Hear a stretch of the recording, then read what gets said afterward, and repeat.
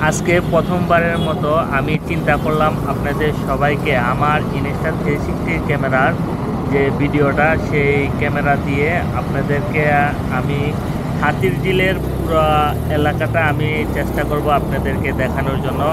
আর সেই কারণেই মূলত আজকের এই ভিডিওটা করা। তো চলেন দেখা যাক যে 360 ক্যামেরা দিয়ে হাতিরঝিলের পুরো এলাকাটা কেমন দেখা যায়। তো এখানে মূলত আমি 360টাই ব্যবহার করেছি, কারণ এটা ক্যামেরাটা যদিও 360, তারপর আমি কিন্তু সেই লুব্রিক্যালটাই ব্যবহার করেছি, কারণ এটা দিয়ে আমি প্রথমত চেক করতে চাইছি যে মানে পুরাটা ক্লিয়ারটা কেমন আসে। যদিও আমি বিকালবেলা ভিডিওটা করছি আর এটা সাইডটা হয়ে গেছে মূলত উল্টা, আর যার কারণেই মানে মূলত একটু লালচে কালার দেখা যায়। আমি ভিডিওটা কিন্তু এডিট করি নাই, এডিট যদি করতাম তাহলে আরও মনে হয় ভালো দেখা যেত।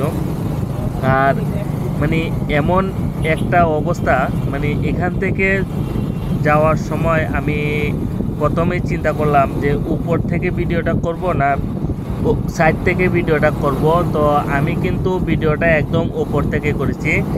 আর এই ভিডিওটা আপনাদের কাছে কেমন লাগলো ভিডিওটা আপনারা একটু কমেন্টে বলবেন। আর এই ক্যামেরা দিয়ে আমি কিন্তু বিগত দিনে অনেকগুলো ভিডিও করেছি, আর চাইলে কিন্তু অনেক ভিডিও আপনাদেরকে দেখাইতে পারতাম, কিন্তু সময় হয়েছে।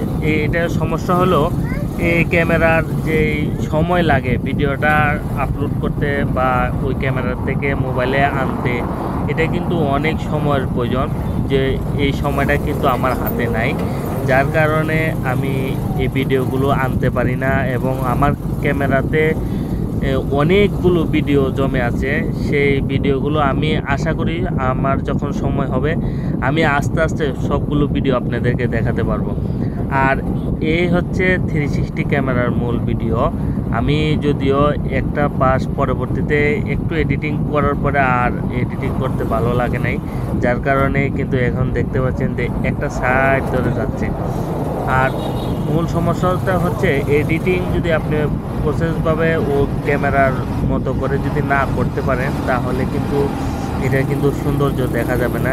এই যে দেখেন আমার শুধু পিছনের সাইডটা আসতেছে, যদি আমি এটা পুরোটা এডিটিং করতাম তাহলে আরও ভালো আসতো। আমি পুরোটা এডিটিং না করেই কিন্তু আমি ভিডিওটা নিয়ে নিছি, আর এইভাবেই কিন্তু আমি ছেড়ে দিছি। তো ভিডিওটা কেমন হলো সবাই জানাবেন। অলরেডি আমি কিন্তু মানে এক রাস্তা দিয়ে যাওয়ার কথা ছিল, মানে ক্যামেরার দিকে তাকাতে গিয়ে আমি অন্য একটা রাস্তায় ঢুকে গেছি। আর 360 ক্যামেরার মূল কথা হচ্ছে যে ওই ক্যামেরার ভিডিওগুলো সব ভালো হয় যদি আপনি ভালোভাবে এডিটিং করতে পারেন, আর বিশেষ করে যদি এটা ল্যাপটপে যদি এডিট করতে পারেন তাহলে সবচেয়ে ভালো হয়।